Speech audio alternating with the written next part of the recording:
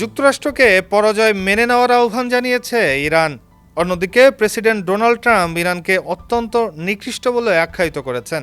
যুদ্ধের কারণে জ্বালানি তেলের দাম আরও বাড়বে, এজন্য তিনি মার্কিনীদের প্রস্তুত থাকতেও বলেছেন।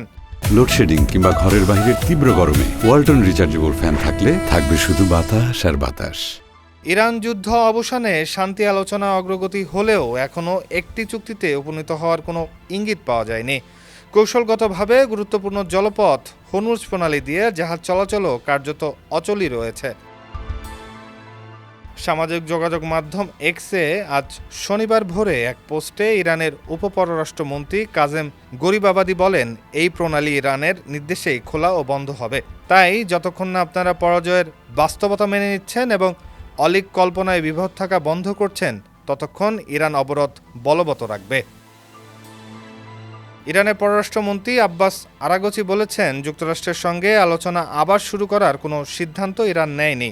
শনিবার প্রকাশিত ওই সাক্ষাৎকারে ইরানের সংবাদ মাধ্যম সাহারা নিউজকে আরাগচি বলেন, হরমুজ প্রণালীতে জাহাজ চলাচল আবার শুরু করতে হলে যুক্তরাষ্ট্রকে কিছু শর্ত মেনে নিতে হবে। ডেস্ক রিপোর্ট, সমকাল।